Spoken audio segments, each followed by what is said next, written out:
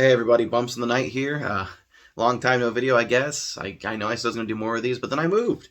Hence the new setup, and actually where I'm standing, it's like an awkward setup. I have not found a good rhythm for my room yet. Then again, I'm still needing a computer chair and my whole computer setup. I'll do a room tour when I have it clean. It's dirty right now, and I don't feel good. I don't know if you can hear from my voice.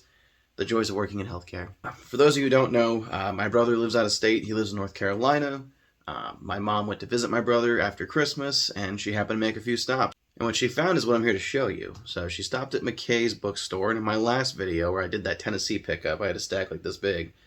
I found some awesome stuff there. She found some awesome stuff there. So without further ado, let's get into McKay's finds. On screen here, I'll post the screenshots of the stuff she sent me. She said this is what they had, so I looked through it. I checked my doubles collection, and here's what I ended up picking up from said screenshots. So I got a copy of Shocker on Shock Street. Okay condition. It's going to the resale pile, but you know, you gotta have all 62 to sell it.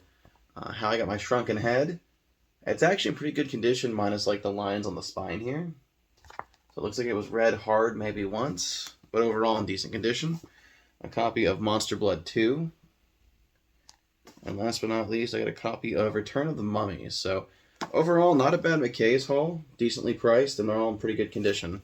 So then after the McKay's haul, they stopped at a Goodwill. And at this point, I was at work, so I wasn't looking at my phone, but I had felt my phone go off my pocket. When I walked out of my boss's office, I pulled out my phone, and I was like, oh my god, because I was sent a screenshot of 4 books, and I told him, just get them all. Just get them all. And those 4 books were Ghost Beach, which I did not have a copy of for the resale pile. The Creepy Creations of Dr. Shock. It's not in great condition, but you know, I didn't see closely here. It's got some eye damage. Whoever this kid was, they didn't like his eyes because they did the same thing to the back. So I guess Dr. Shock's creations gave the kid nightmare fuel. More importantly, this is one of the 2 that caught my eye. The Give Yourself series of the Black Spine Escape from Whorehouse. Now this one can get expensive because it's a later print. I think it's number 37. It is number 37. So I was like, oh. And then of course, had to be someone else. Couldn't be me. But I'm not mad about it. They found this at Goodwill. And let me give you a quick shot here of the sticker on the spine. Yeah, that's $1.49. So, yes, it has a bit of wear and tear. You can see the kid kind of colored on it here and on the back here. But overall, it is a first print. I already checked that. A first print of I Live in Your Basement, one of the 2 most expensive Goosebumps books from the original 62 for $1.49. Now, is this the greatest Goosebumps find? No. But, you know, it's going to be hard to beat someone like Goosebumps Completionist who found The Trigger Trapped for 25 cents. Regardless, though, this is one of the more expensive books, and I'm thrilled that we found it so cheap. I only wish I had come across it. When I go hunting, this is one of the ones I'm always hoping to find. This one and 62, just because it's like, they're so expensive. But overall, it was found in the wild. So that'll be going to the resale collection as well. I should have a complete set here in the next month or so. The last hard book to find is going to be Goosebumps 62, Monster Blood 4, which for some reason I've had an easier time tracking down than this. It's usually a little cheaper than said copy of this. It's usually like, you can pick it off thrift books for like, on a good day 14, on a standard day like 24 to 30.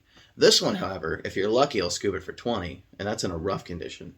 This thing usually runs you 30 to 60 depending. So overall, yeah, wasn't too bad. So after finding all this stuff, I got into the thrifting spirit myself, and I was like, you know what, I haven't gone in a while. Holidays are over. Let's go. I came across some Goosebumps, but I didn't buy everything. I try not to buy. If I don't need it, especially in this economy, I don't buy it.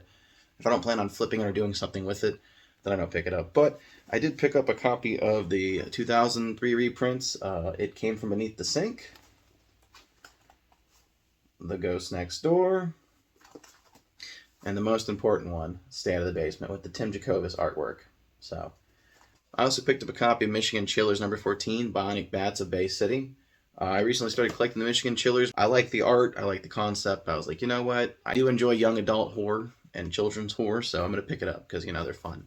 And then the next day, which was Saturday, I happened to go into one of my favorite bookstores, and it's always a hit and miss. I'm either going to get lucky or I find nothing, but it's always fun to walk around. It's called the Book Rack. So the Book Rack's really neat, and while I was flipping through, I did find a copy of The Accident, which is a point horror book, and it's not by R.L. Stine. So I was on the fence about picking it up, but I know, like, as a whole, the point horror series is actually really enjoyable. I looked it up just to see. I was like, man, maybe. And it was about $20 for a copy in this condition. So I was like, you know what? I'll scoop it. Especially when they only charged me $1.50.